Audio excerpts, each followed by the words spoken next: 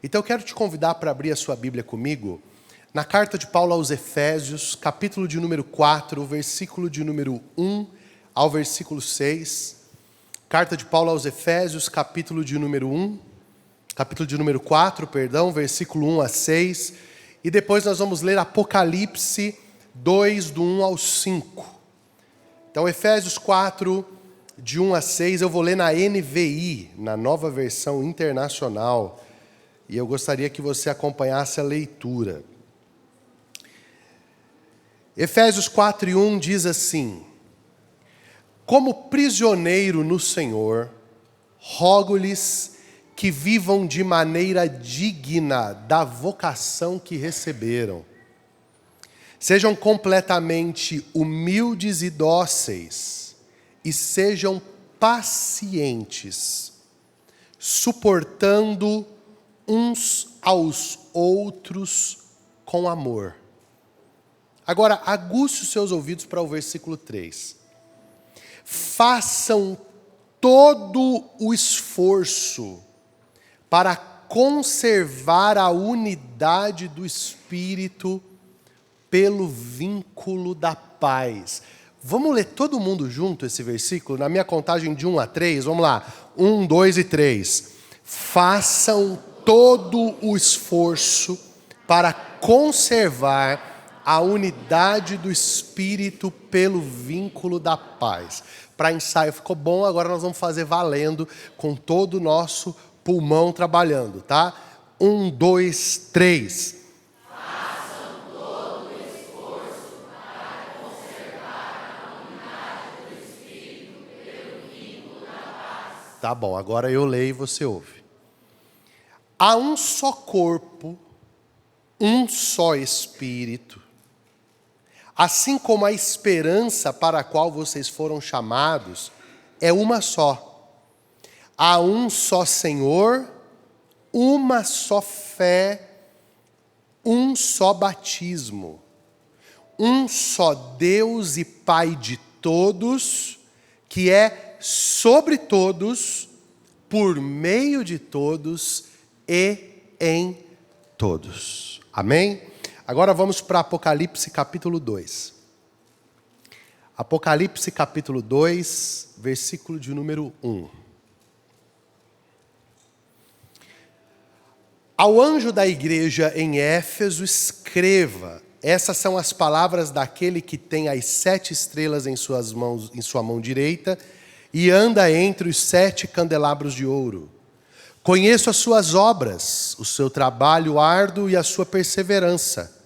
Sei que você não pode tolerar homens maus, que pôs à prova os que dizem ser apóstolos, mas não são, e descobriu que eles eram impostores. Você tem perseverado e suportado sofrimentos por causa do meu nome e não tem desfalecido. Contra você, porém, tenho isto: você abandonou o seu primeiro amor. Lembre-se de onde caiu, arrependa-se e pratique as obras que praticava no princípio. Se não se arrepender, virei a você e tirarei o seu candelabro do lugar. Mas há uma coisa a seu favor: você odeia a prática dos nicolaítas, como eu também as odeio. Aquele que tem ouvidos, ouça o que o Espírito diz às igrejas. Ao vencedor darei o direito de comer da árvore da vida que está no paraíso de Deus. Amém? Coloca a mão aí no seu coração. Senhor, obrigado por essa noite tão especial que o Senhor nos reúne aqui para a glória do Teu nome e por causa de Jesus Cristo. Eu quero te pedir em nome de Jesus que o Senhor possa, através da minha vida, apesar de mim, o Senhor possa ministrar aos corações que estão aqui. E que essa palavra que é sua, ela possa cumprir o propósito pelo qual ela foi enviada, que é edificar, exortar e consolar os nossos corações. E que hoje nós possamos colocar aqui, Senhor, uma pedra muito importante na edificação que o Senhor está fazendo entre nós. Assim eu oro e te agradeço de antemão, sabendo que a sua resposta será positiva e maravilhosa. Em nome de Jesus, se você concorda, diga amém. Queridos,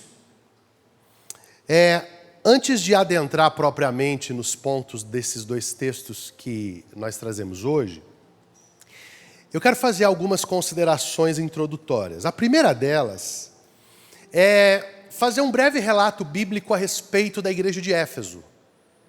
Nós vemos aqui Paulo escrevendo uma carta à igreja de Éfeso, uma das mais importantes cartas que Paulo escreve, e essa carta tem um conteúdo extremamente denso, do capítulo 1 até o capítulo 3, Paulo, ele discorre a respeito da obra da graça, daquilo que nós temos como conquistas que Cristo conquistou por nós.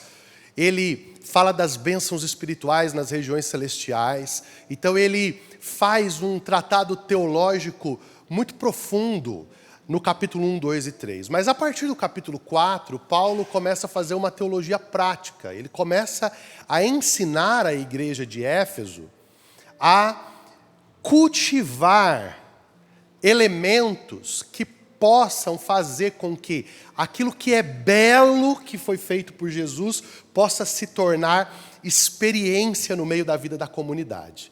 Então ela é uma carta fenomenal. E por que ela é tão fenomenal? Porque Éfeso foi a mais importante igreja que Paulo plantou no seu ministério. Paulo chega em Éfeso, é lá em Éfeso que ele encontra aqueles discípulos que não conheciam o batismo no Espírito Santo. Ele ensina sobre o batismo no Espírito Santo, eles recebem o Espírito Santo, então se desenrola um grande mover do Espírito, a ponto que as pessoas que estavam envolvidas com feitiçaria, com bruxaria, começam a trazer os seus livros, e eles são queimados em praça pública, e ali em Éfeso, é o único lugar no Novo Testamento que a expressão milagres extraordinários aparece. O texto diz que Deus fazia milagres extraordinários através da vida de Paulo, de sorte que até os lenços e os aventais de Paulo eram levados e os enfermos eram curados. Então, a igreja de Éfeso, ela nasce em um grande avivamento. Ela é uma igreja que nasce marcada por uma presença de Deus muito forte. Fala assim comigo, uma presença de Deus muito forte. Eu gosto de chamar isso de efusão do Espírito. Sabe aqueles ambientes irresistíveis que a gente experimenta? Cultos intermináveis, pessoas que são curadas. Então é assim que a igreja de Éfeso nasce. Mas anos depois, algumas décadas depois, Jesus pede ao apóstolo João que escreva uma carta para a igreja de Éfeso. E nessa carta que Jesus envia para a igreja de Éfeso, Jesus faz uma ponderação. Jesus diz assim, olha, anos se passaram e vocês continuaram sendo incríveis doutrinariamente, vocês continuaram sendo incríveis na apologética de vocês, ou seja, na defesa da fé, vocês resistem aos falsos ensinos, vocês colocam à prova os falsos apóstolos e desmascaram eles, vocês se tornaram uma igreja perseverante no meio do sofrimento. Olha quantas coisas boas, não é? Mas aí Jesus olha e diz assim, mas eu tenho uma coisa contra vocês. Vocês deixaram o primeiro amor. Vocês pararam de amar como vocês amavam antes. E aí Jesus diz que essa apostasia do amor era algo que precisava sofrer um profundo arrependimento.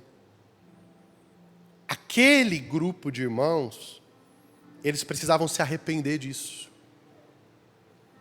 Eles precisavam se arrepender de uma vida sem amor, de uma igreja sem amor. Eles precisavam se arrepender de uma experiência comunitária sem amor. E se Jesus está dizendo que isso é relevante, nós precisamos colocar atenção sobre isso. Você concorda comigo? Agora, por que mesmo uma igreja que continua sendo excelente na sua teologia, excelente na sua resiliência diante do sofrimento, excelente na sua postura profética, está recebendo uma repreensão de Jesus a respeito de um abandono do primeiro amor? Aqui eu quero que você pare e tenha muita atenção no que eu vou tratar com você agora. Preste atenção nisso. Quando Paulo está escrevendo a sua carta, e João está escrevendo a carta de Jesus a Éfeso, se você fizer uma análise desse hiato, desse espaço de tempo, de uma carta para outra carta, nós estamos falando aqui de pelo menos, preste atenção nisso, 25 a 30 anos de diferença do período que Paulo escreve uma carta para o período que Jesus escreve uma carta. Agora eu quero que você repita para você gravar na sua cabeça. Diga assim bem forte comigo. Primeira carta. Prevenção. Diga assim, segunda carta. Correção.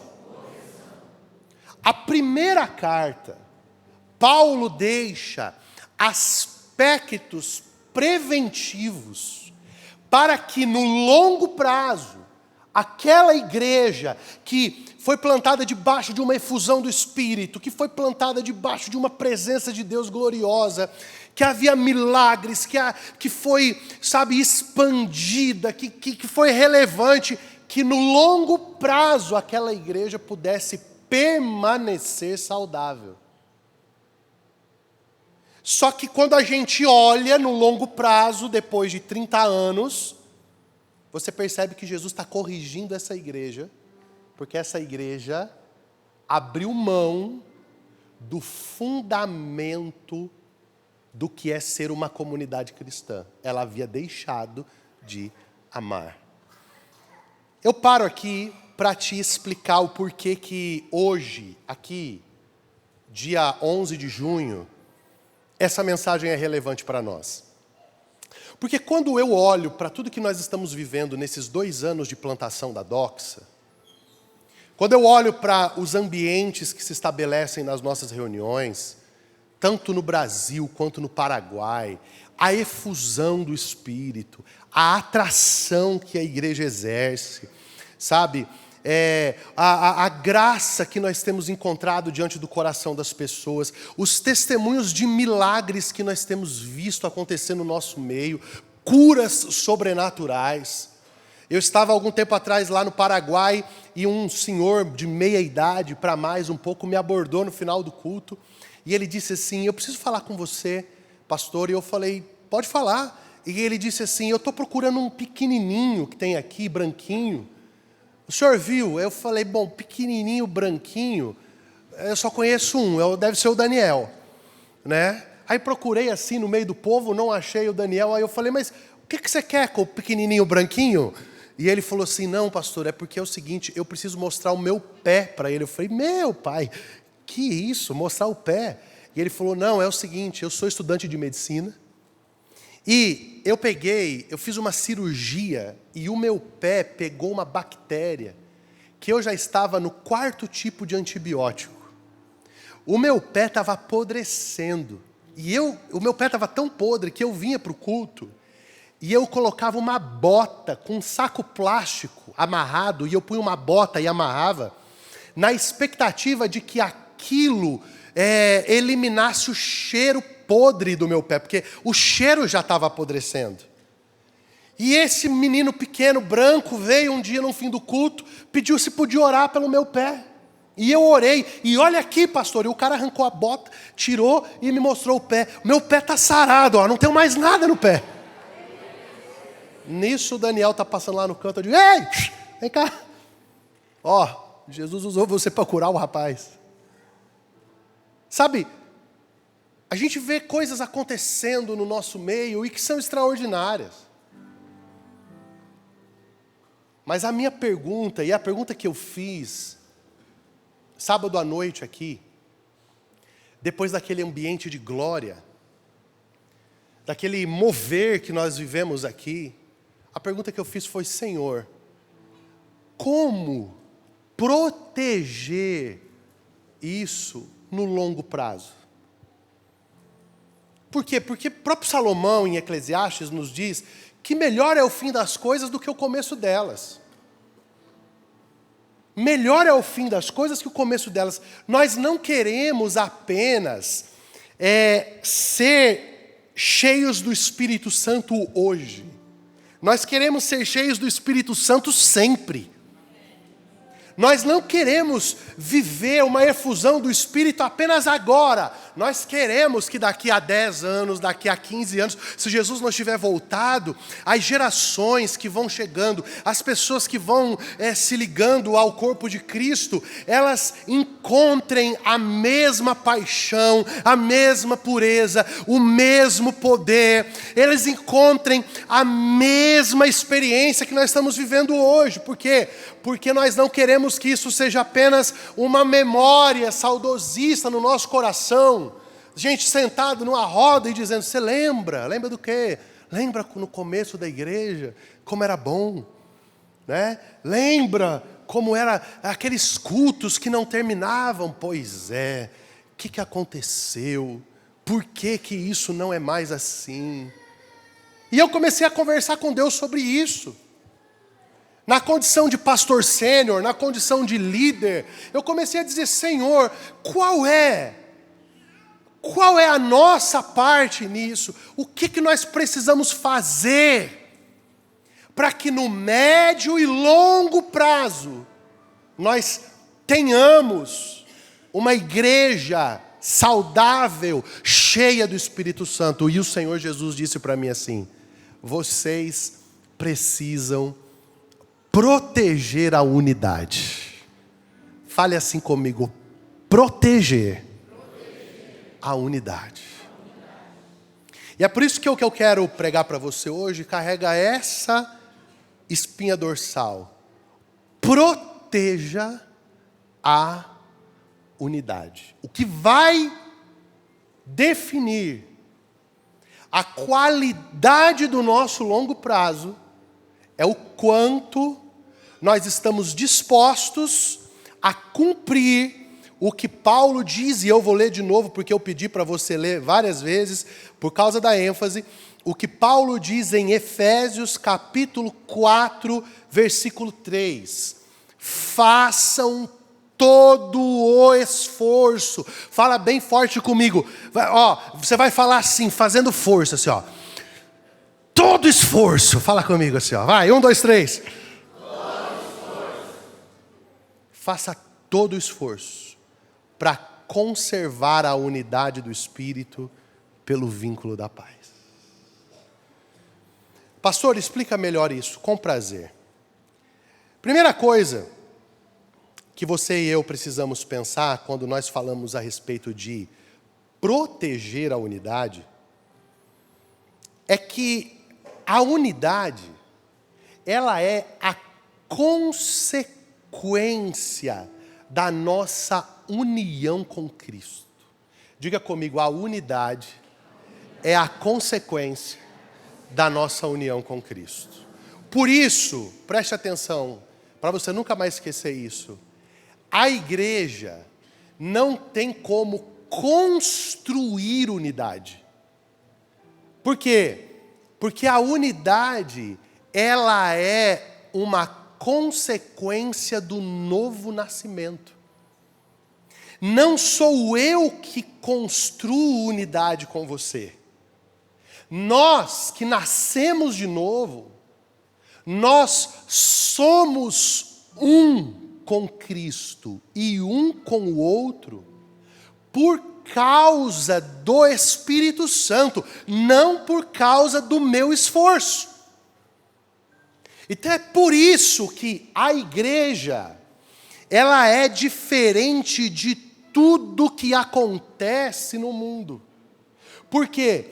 Porque as aproximações, preste atenção, as aproximações que acontecem na sociedade, elas se dão por afinidade, por interesse ou por paixão. Fale assim bem forte comigo, afinidade, interesse ou paixão. Você se aproxima e se relaciona com as pessoas por essas três razões. Ou você encontra aquela pessoa que você gosta muito dela, sabe? Você toma café e aí você descobre 1000 pontos de afinidade com ela. Aí daqui a pouco você fala, eu gostei demais de estar com essa pessoa. Vamos marcar outro café? E aí você vai encontrando pontos em comum, pontos em comum, pontos em comum, pronto. Você quer estar com essa pessoa toda hora. O nome disso é afinidade. Aí tem a outra aproximação que é o interesse. É a troca. Você tem o que eu preciso, eu tenho o que você precisa. E aí a gente estabelece uma relação de troca, uma relação que pode ser uma relação comercial. E aí ela vai haver uma aproximação social. E tem a paixão. A paixão é o que aconteceu comigo quando lá naquele culto de jovens, lá do Força Jovem, lá em Fortaleza, eu vi aquela loira com vestido verde passando assim, ó, com cabelo esvoaçante. Eu olhei para ela e falei, lá em casa. E ela ouviu. Ela me olhou assim, aí foi paixão. É a pastora Susan. Eu apaixonei na hora. E falei, eu vou me aproximar dela. E eu me aproximei tanto, que nasceu a Júlia e a Helena.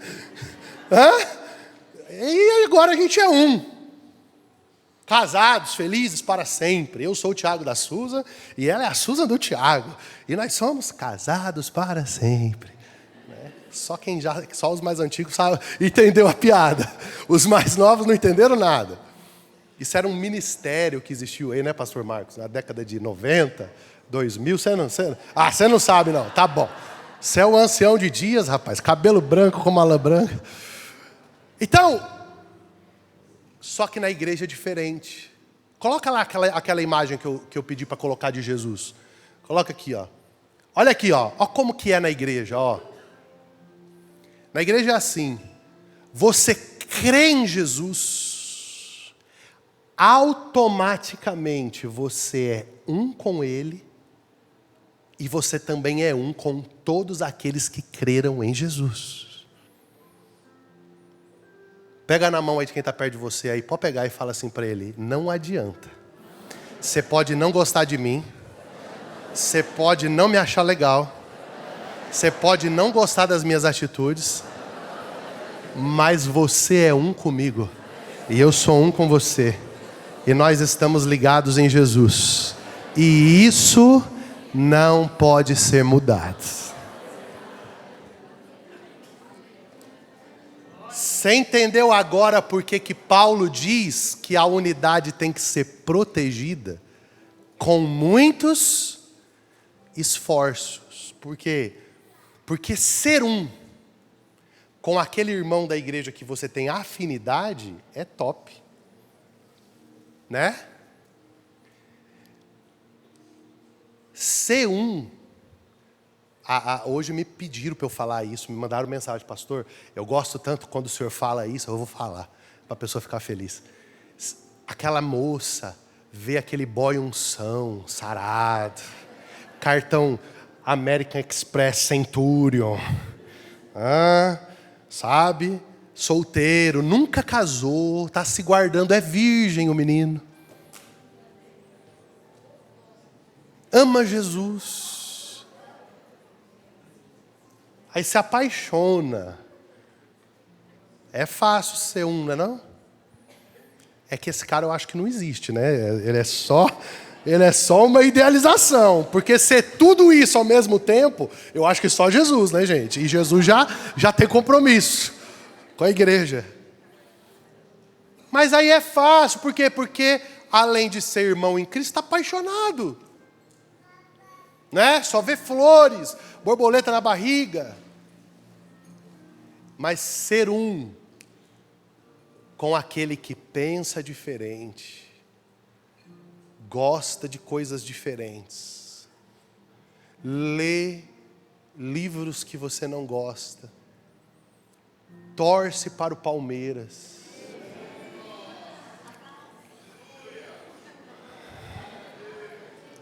É nessa hora que os esforços pela unidade ficam claros para a gente, sabe? Você está entendendo isso? Então, não tem como desmontar isso aqui. Porque essa vinculação, ela não é, preste atenção, ela não é uma vinculação emocional. Ela não é uma vinculação social. Ela não é uma vinculação de conveniência. Ela é uma vinculação pelo Espírito Santo. O mesmo Espírito que está dentro de você é o mesmo Espírito que está dentro de mim. E Ele nos torna um, mesmo que nós não gostemos e não concordemos com aquilo que o nosso irmão vive ou pensa. Outra coisa que é importante quando nós entendemos isso aqui, é que você perceba que porque nós somos um, tudo que eu faço afeta quem? Afeta quem? Todo mundo. Todo mundo. Por isso eu vou abrir um parênteses aqui para te explicar uma coisa. Quem é o intercessor mais poderoso que existe?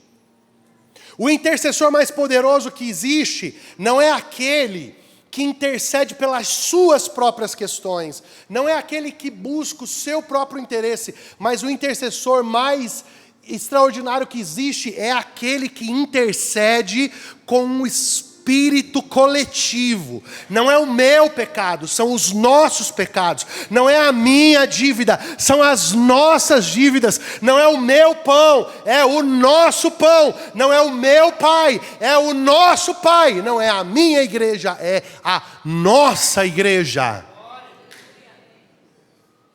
É a nossa igreja. Eu achei lindo o que a pastora Susan falou agora há pouco aqui, e eu quero validar aqui, sabe? É impressionante, e eu quero que toda a igreja dê uma salva de palmas bem forte para as pastoras aqui da Doxa, por favor. Uma salva de palmas para todas. Para todas, e eu vou explicar o porquê. Meu irmão, elas fazem tudo juntas. Já prestou atenção nisso? É tudo junto. Não tem concorrência. E vou falar baixinho. No meio feminino isso acontecer, é só o Espírito Santo. Ninguém fica assim, ai, olha aquela bolsa falsificada dela. Ah, pensa que eu não sei que isso aí é Louis Vitinho, não Louis Vuitton. Pensa que eu não sei.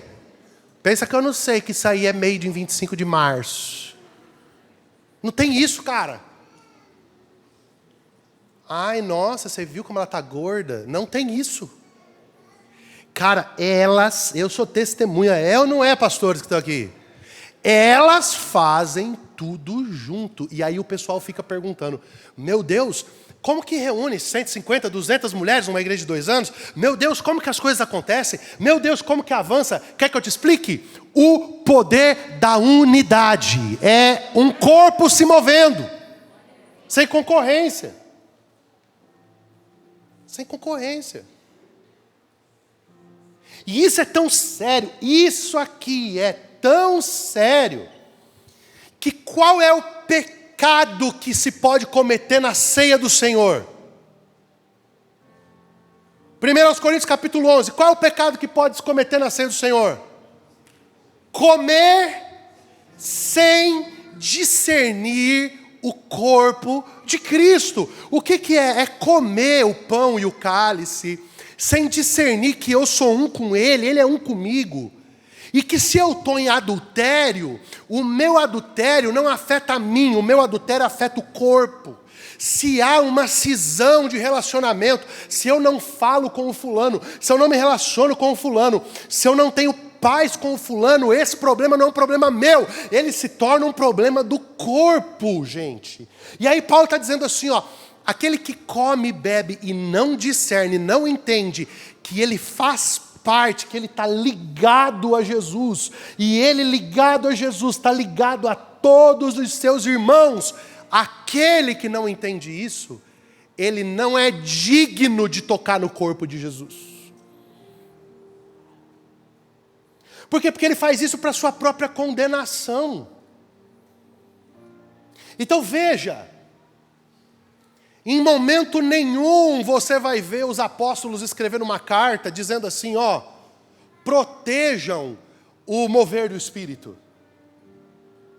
Façam muitos esforços para que vocês não percam a estrutura física da igreja de vocês. Façam muitos esforços para que o ministério de louvor continue cantando bem. Não, mas Paulo está escrevendo para a igreja mais poderosa, para a igreja mais influente, para a igreja mais capaz de transicionar pessoas do inferno para o reino da luz, e está dizendo, protejam a unidade, façam o que for necessário, faça o esforço que for necessário, mas proteja a unidade. Nós não podemos esquecer disso. Por quê? Porque é isso que vai modificar o nosso longo prazo. Eu tenho um hábito de todas as pessoas que vêm pregar aqui na igreja, que não são daqui, e passam dias conosco, eu peço para a pessoa fazer um feedback da igreja. O que você sentiu? Qual foi as suas impressões? E o pastor Sandro esteve aqui com a gente 4 dias.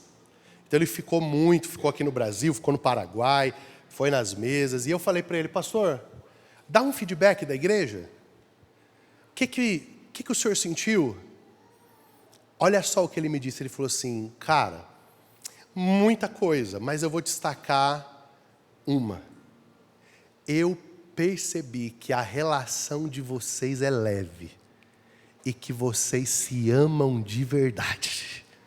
Eu falei, cara, sério? Ele falou, pastor, lá no Paraguai vocês estavam se divertindo, todo mundo rindo, um olhando para a cara do outro e dando risada, no meio do mover, sabe? O Marcos não estava tocando, mas ele estava atrás do cara que estava tocando, com as mãos levantadas, o outro estava dançando, olha, um voluntário está feliz, a gente chega aqui, um pastor está feliz, o outro está pregando, o outro está dizendo, é isso aí mesmo, vai, é muito bom, e isso é leve. Não tem cobrança, não tem... Não. Nós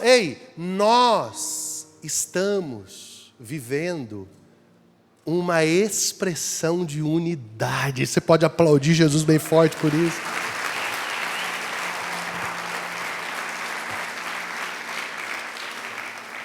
E aí eu quero começar a construir mais um pouquinho com você.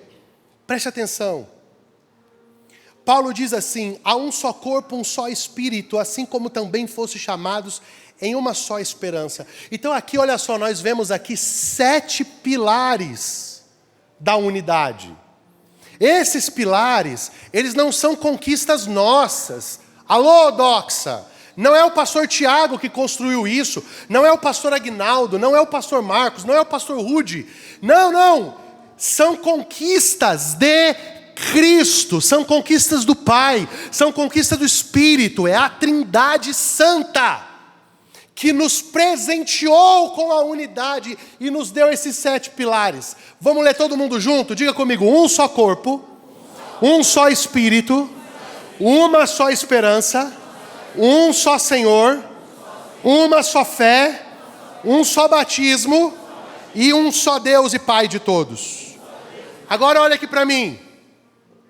Esses 7 elementos, qual o significado? Um só corpo é a nossa identidade eclesial. A igreja é o corpo de Cristo e nós somos um só. Um só. Se eu, Tiago, entender que a Igreja Batista da Árvore, lá em Rondônia, a Igreja Batista do Caminho, não sei na onde, a Presbiteriana Nova Jerusalém, se eu entender que essas igrejas, elas são outras igrejas, eu estou em rebeldia com o conceito de unidade do corpo de Cristo. Eu vou te ensinar para você nunca mais esquecer. Preste atenção. Nós podemos discordar doutrinariamente. Nós podemos discordar administrativamente. Nós podemos discordar de regimentos internos. Mas nós não temos como dizer que não é uma igreja de Jesus. Se Cristo é pregado, se os fundamentos da fé estão presentes ali, eu não tenho como dizer que não é a igreja de Jesus. E outra, grave isso no seu coração, amigo e amiga. Eu não tenho como dizer que eu não sou um com aquele grupo, ainda que eles sejam diferentes. Por exemplo, eu, Tiago, Bruno Chagas, ao seu dispor para serviços leves, porque os pesados Jesus já fez, não gosto de chofar. Deixa claro aqui, se você trouxer um chofar para cá, por favor, não toque, você vai me incomodar. Eu não gosto. Eu não gosto. Eu entendo que o chofar é um elemento da antiga aliança. E alô, antes de alguém me criticar aqui, eu estou pregando para a igreja que eu sou pastor. Aqui a voz de doutrina tem que vir da minha boca, amém, gente? Então eu não gosto de chofar. Para mim o chofar é um elemento da antiga aliança. É lá de Israel, eu não sou judeu, eu não uso kippá, eu não uso talite, eu não uso nada disso. Eu sou um cristão brasileiro. Então, se for ver o certo nós tocar aqui no Brasil, é tocar o quê? Reco-reco? Birimbau? Então, assim, ok? Sim ou não? Mas se o irmão gosta do chofar, eu sou um com ele, amigo. Com chofar ou sem chofar. Eu fico incomodado. E os músicos também não gostam. Eu vou denunciar. Músico bom, de verdade mesmo, quando ele está naquela nota e entra aquele chofar todo desorganizado, cara, tem até um irmão que está aqui, eu não vou apontar ele para ele não ficar com vergonha, mas ele disse para mim uma história, que a primeira vez que ele foi na igreja, não era crente, aí convidaram ele para ir para o culto. Aí chegou no culto, ele sentou na frente. Quando ele sentou na frente, um irmão sacou um negócio e começou a soprar. Ele já está rindo na cadeira. E o irmão, e ele olhou para o irmão e falou, cara, pelo amor de Deus, você me trouxe numa igreja ou num rodeio? Os caras ficam aqui tocando berrante, eu não estou entendendo nada. Então eu não gosto. Eu estou usando uma expressão para dizer para você, eu não gosto. Mas, se o meu irmão toca o chofar, cara, com chofar, sem chofar, eu sou um com ele, porque Cristo é mais importante do que o chofar. Você está entendendo, amém? Amém? Tem gente que não gosta de acompanhamento musical. Eu gosto. Tem gente que não crê na contemporaneidade dos dons do Espírito. Mas não quer dizer que não crê no Espírito. E o que eu sou com essa pessoa? Eu sou um com os irmãos presbiterianos, batistas regulares. Eles acham que, alguns dizem que eles não são um comigo, mas eu sou com eles. Entendeu? Amém, gente? Eu estou ensinando você a como se comportar no meio do corpo de Cristo. Glória a Deus. Por quê? Porque isso é o que destrói a igreja. A igreja é o único exército que atira contra o seu próprio pelotão. O fogo amigo é o que nos atrapalha de avançar para os lugares que Jesus tem para nós. Você discorda, você não concorda, não faz sentido para você. você pede a bênção, vai para outra congregação, mas nunca diga, estou indo para outra igreja, porque é impossível tu ir para outra igreja, porque só tem um corpo de Cristo. Fala assim, ó, só tem um. Você vai para outra congregação, mas para outra igreja, não dá. Porque um só corpo. Essa é a nossa identidade. Agora olha cá para cá, olha cá para cá. Se eu estou te ensinando a ser um com quem está lá no outro bairro,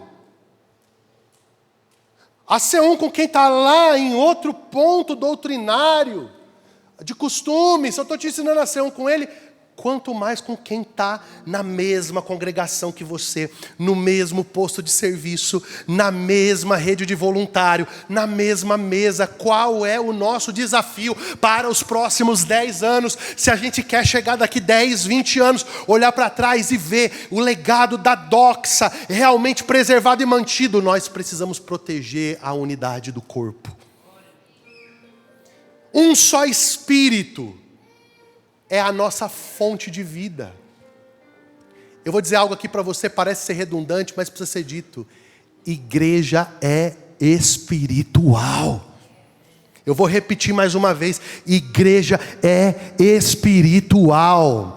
Glória a Deus pelo LED, glória a Deus pelo telão, glória a Deus pela música, glória a Deus pela estrutura, glória a Deus pelo culto no YouTube, glória a Deus pelo terreno que nós vamos comprar, aleluia, fala amém bem alto. Glória a Deus por tudo que nós vamos viver, louvado seja Deus. Quanto mais estrutura Deus nos der, melhor. Quanto mais avanço Deus nos der, melhor. Mas a igreja nunca será o prédio, a igreja nunca será o estacionamento, a igreja nunca será os bancos, a igreja nunca será a câmera. A igreja é espiritual. E a fonte de vida da igreja é o Espírito Santo, e Ele é um só. O mesmo que me move é o mesmo que te move. O mesmo que me usa é o mesmo que te usa. E é por isso, irmãos, preste atenção, como que eu tenho que me aproximar de quem está do meu lado. Vem cá, pastor Aguinaldo, sobe aqui, você que está bonitão com essa jaqueta que eu gosto, que é verde e azul. Amo essa tua jaqueta. Sua sorte é que ela não serve para mim, senão ela já ia ser minha, que eu ia tomar posse da bênção. Daqui uns dias vai servir. Olha só, gente. Está aqui o pastor Aguinaldo. Eu sou um com ele. Eu não sou um por causa da afinidade, apesar de nós termos muita afinidade. Ontem nós passamos 3 horas juntos. Anteontem, né? Nem lembro mais. 3 horas juntos. A gente tem muita afinidade. A gente pode viajar, ir para São Paulo, Curitiba, a gente vai conversando, volta conversando, e indo uma viagem. A gente tem afinidade, mas eu não sou um com ele por causa da afinidade. Olha lá, por causa de quem que eu sou um. Por causa de Jesus. Então ele é corpo de Cristo comigo. Agora, o Espírito é um só. Então preste atenção, como é que eu protejo unidade para os próximos anos? Eu não chego perto dele e digo assim... né?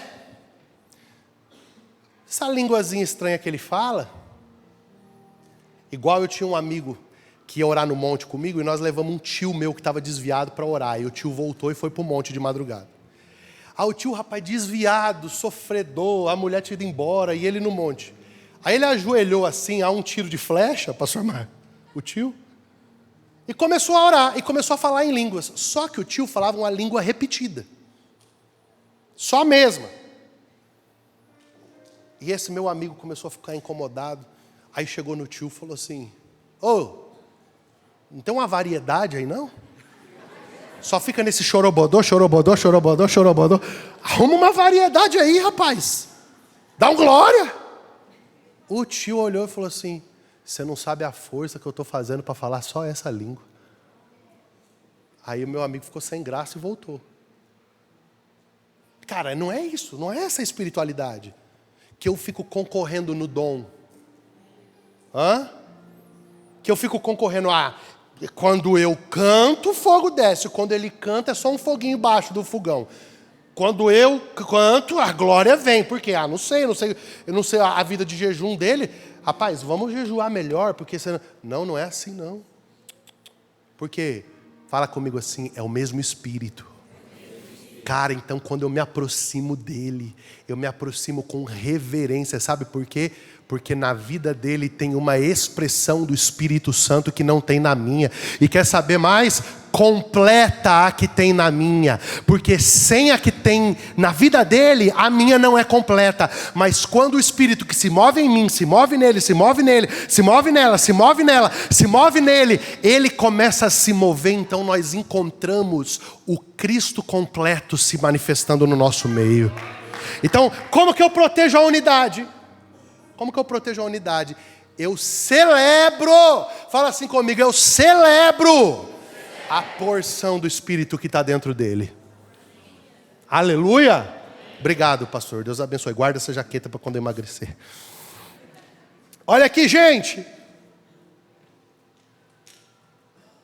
Você está percebendo como que se a gente viver isso, a gente vai ter longevidade, gente? É ou não é? Primeiro, eu sou um só corpo.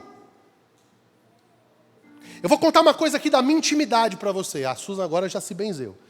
Mas eu vou contar, mas não é nada grave. Fica tranquilo, relaxa.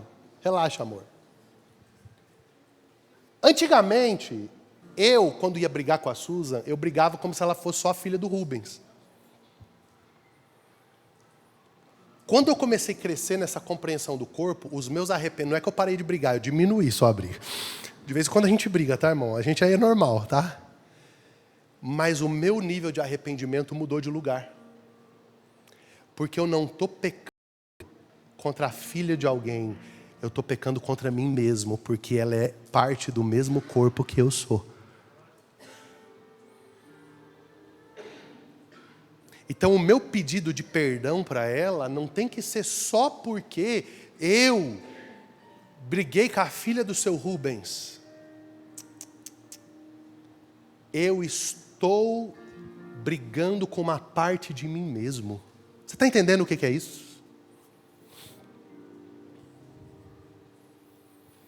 E quer que eu te diga uma coisa aqui? E eu vou falar agora aqui para você, guardado em Jesus. Mas eu preciso dizer para você isso. Tudo que eu estou pregando aqui é o que eu vivo, e está aqui a minha esposa sabe disso. O que eu mais zelo e preservo nessa igreja é a nossa unidade. É a nossa unidade entre os pastores da igreja. Quando eu vejo um sinal de faísca, eu já saio costurando as redes, né? Ô, querido, teu coração, eu estou achando que você não está legal. Eu já sei que deu uma faísca com o outro. Aí eu venho, você não sabe, o fulano te ama, cara. É que ele está meio estressado, está com uns problemas. Mas conversa com ele lá. E eu saio, sabe por quê? Porque se a rede romper aqui em cima, todos os peixes serão afetados. Cadê os pastores aqui da casa? Meu irmão, por favor, me ajuda a segurar essa rede. Porque se a rede rompe aqui, o peixe vai olhar para onde?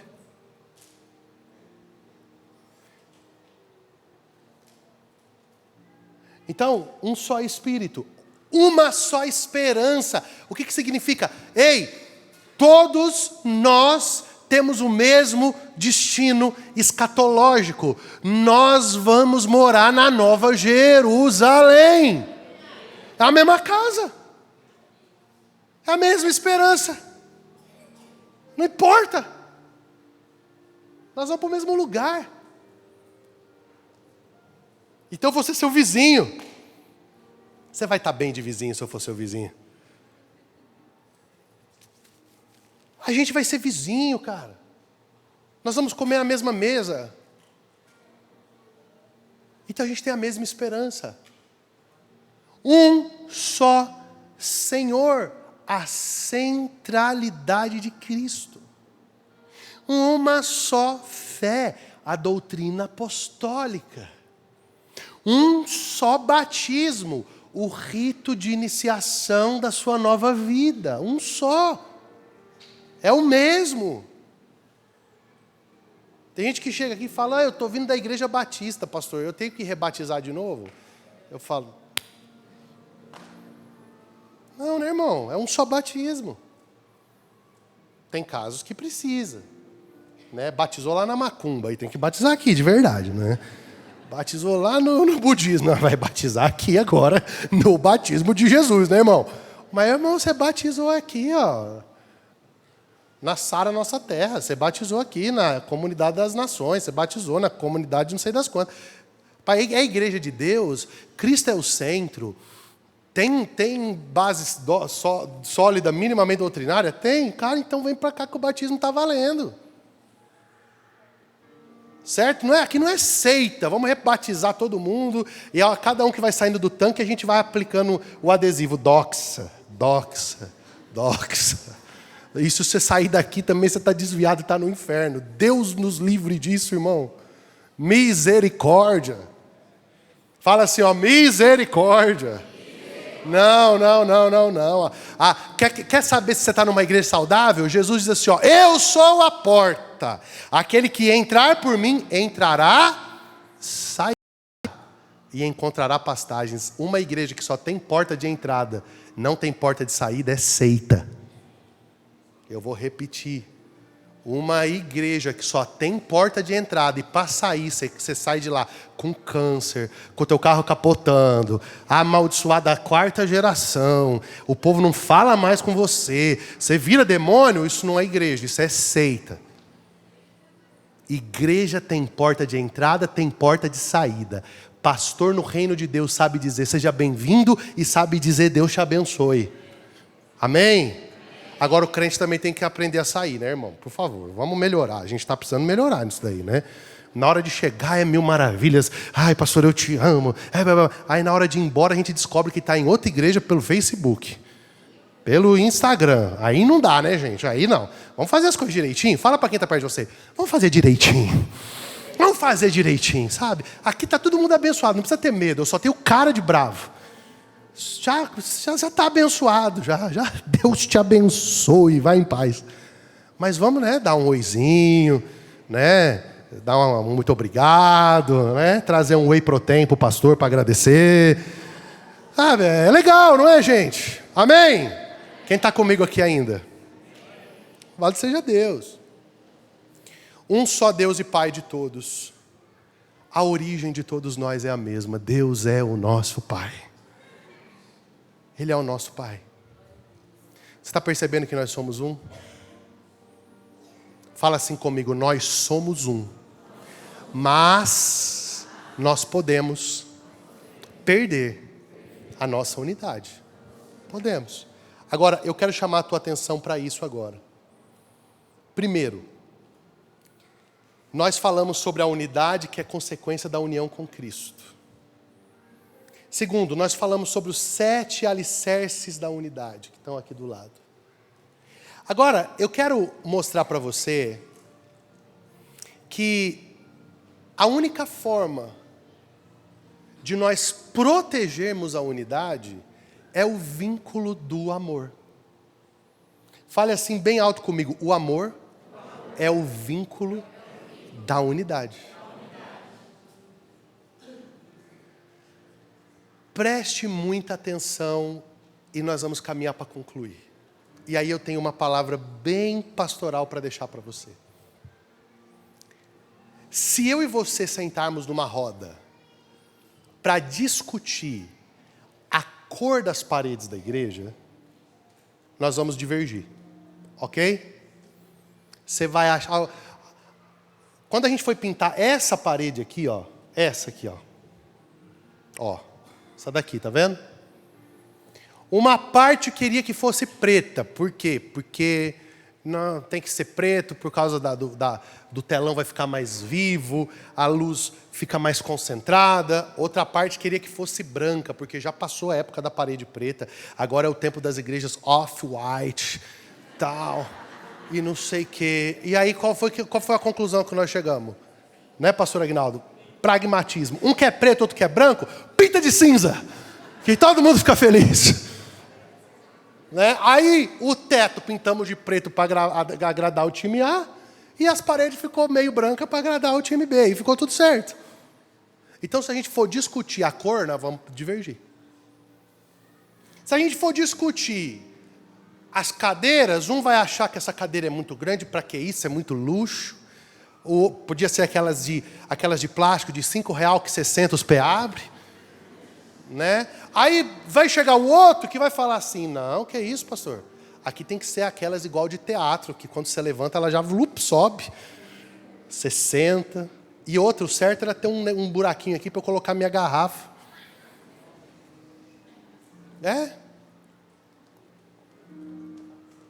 O que eu estou querendo explicar para você? Unidade na igreja não é uniformidade de pensamento. Porque nós não vamos ter uniformidade de pensamento. Não se desespera não, que daqui a pouco eu vou falar de um negócio que é superior à uniformidade de pensamento. Agora, você está comigo aqui ainda ou já está chato? Posso ir? Tá? Vamos lá. Fale assim comigo. Uniformidade de pensamento versus unidade de mente. Então vamos de novo. Uniformidade de pensamento versus unidade de mente. Qual a diferença, pastor? Uniformidade de pensamentos seria todo mundo vestido da mesma cor, falando do mesmo jeito, todo mundo gostando das mesmas coisas, e isso não é possível, a menos que você esteja debaixo de uma ditadura. E aí vai ser igual aquela menina, por fora, sabe aquela história, né? Que o pai queria que a menina sentasse, a menina não queria, e o pai diz assim, agora você vai sentar aqui, que é hora do almoço, se você não sentar, eu vou te dar uma pisa. E aí a menina sentou, olhou para o pai e falou, por fora eu estou sentada, por dentro eu estou de pé. Então, não vai adiantar nada. Você está debaixo de uma ditadura. Mas existe uma forma da gente ter unidade de mente. Volta o slide passado lá. Dos 7 pilares. Volta ele lá, que tem Jesus e nós. Como é que a gente tem unidade de mente? Porque a mente de Cristo nos é comunicada pelo Espírito Santo. Fala assim comigo. A mente de Cristo nos é comunicada pelo Espírito Santo. Então nós temos unidade de mente. Não uniformidade de pensamento, mas unidade de mente. Como que isso acontece? Acontece porque nós estamos misticamente unidos em Cristo. E aqui, pastor Marcos, existe uma chave mestra para isso. Eu estava hoje pela manhã orando e disse, Deus, como que nós podemos ter a tua mente? E o Senhor disse as seguintes palavras para mim, vocês só terão a minha mente quando eu for o alvo dos olhos de vocês. Quando nós olharmos para Jesus, quando os nossos olhos forem cativos de Cristo, quando as nossas janelas da alma estiverem escravas de Jesus e tudo que a gente vê é Cristo, tudo que a gente pensa é Cristo, tudo que a gente ama é Cristo, Ele é o alvo da nossa devoção, Ele é o tema da nossa música, Ele é o motivo da nossa vida, Ele é o porquê a gente trabalha, Ele é o porquê a gente é ministro, Ele é o porquê a gente é pai, Ele é o porquê a gente é mãe, Ele é o porquê a gente é esposo, tudo é Cristo. Então quando os nossos olhos são cativos pelo Evangelho, Cristo tem a nossa mente, e aí porque Ele tem a nossa mente, o Espírito dá os comandos da cabeça. Você quer ver? Nós vamos fazer uma atividade prática agora. Todo mundo levanta o braço direito. Baixa. Todo mundo levanta o braço esquerdo. Abaixa. Todo mundo levanta os dois braços. Abaixa. Pronto, agora olha para cá. Se houvesse um tetraplégico aqui, ele poderia fazer o que vocês fizeram? Sabe por quê? Porque teria uma lesão que separa o comando da cabeça para as partes do corpo. Você está preparado para o que você vai ouvir? Sabe qual é a medida que nós precisamos alcançar? Nós precisamos de cura para a nossa medula. Por quê? Porque muitas vezes nós não estamos conseguindo receber os comandos que a cabeça dá e agir como a cabeça quer, porque tem uma lesão chamada pecado, chamada ego, chamada orgulho, chamada prepotência, chamada vaidade de si mesmo, chamada necessidade de aparecer, chamada incoerência com o Espírito de Jesus. E essa lesão, ela fez com que o seu corpo, o seu membro não reaja ao estímulo da cabeça. Então tá o povo que tá com a medula sarada, tá todo mundo indo para cá. Quer ver? Vem cá, pastores. Vem cá vocês dois. Vem cá, Grinê. Vem cá. Vocês veem, ó, ali está a igreja recebendo. Ó, Jesus deu o comando. Vem, anda. Aí, ó, o medula quebrada aqui, ó. Tudo desconforme. Aí Jesus fala, agora passa para cá, passa, vem. Olha o medula quebrado de novo. Não sabe o que está fazendo. Por quê? Pode descer. Deram um nome para isso contemporâneo. Desalinhamento. Mas não é pior que desalinhamento. É doença na medula. É lesão no pescoço. Quebrou. Fraturou, não recebe mais o comando. E aí sabe o que precisa? Precisa de cura. Mas sabe o que eu vejo? Eu vejo você em plena conexão com a cabeça. Eu vejo você vivendo todas as orientações de Deus para a sua vida. E sabe qual é uma coisa boa disso tudo? Não, você nem precisa fazer muita força, porque quando você está ligado à cabeça, a cabeça solta um comando, ela recebe, ela recebe e você recebeu. Aí daqui a pouco você senta numa roda e começa a conversar, você fala, cara, não sei porquê, mas eu estou sentindo sobre isso esses dias. Aí a pastora Juliana fala, meu Deus, eu também, eu estava fazendo a minha devocional hoje de manhã, e o Espírito Santo falou isso comigo. Aí chega o pastor Emanuel, pega o violão, vai ministrar, ele começa a ministrar sobre aquilo que a gente conversou. Um olha para a cara do outro e fala, o que está acontecendo? Aí tu chega em casa, vai no Instagram. Irmão, eu já vivi, pastor Marcos, eu já vivi isso é glorioso. Às vezes eu chego de um domingo em casa, aí eu entro no Instagram, aí eu começo a ver a igreja dos meus amigos. Eu falo, deixa eu ver o que hoje o fulano pregou. Aí eu entro no YouTube da igreja deles. Cara, tem domingo, irmão. Ah, tem domingo, aleluia, tem domingo. Que eu começo a olhar e falo, meu Deus do céu. Se a gente tivesse feito uma reunião no meeting e feito a mensagem juntos, não teria saído tão igual. Um está nos Estados Unidos, outro está em São Paulo, outro está em Fortaleza, outro está no Rio Grande do Sul.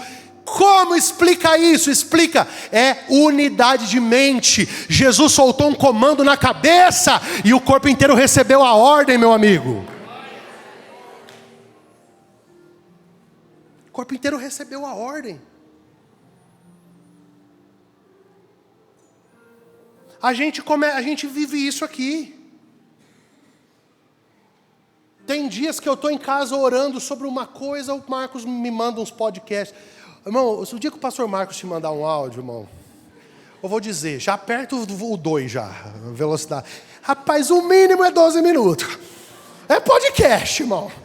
É muita revelação, cada áudio é um apocalipse. Eu te amo, tá? Hoje ele me mandou um de 15 minutos. Só que aí só funcionou 2, os outros 10 tu ficou gravando. Ficou com a tua conversa, Cana, ainda bem que vocês só falaram coisa boa. A hora que eu vi que estava tudo desarrumado, eu parei de ouvir o áudio. Falei, amém, vou orar. Gente, daí ele me mandou uma mensagem. Cara, eu começo a ouvir o áudio, eu começo a chorar. Eu falo, quem contou para ele o que eu senti? Sabe como é o nome disso? Unidade de mente. O mesmo Espírito que comunica para ele, comunica comigo, comunica com você. Desde que os seus olhos estejam em Jesus.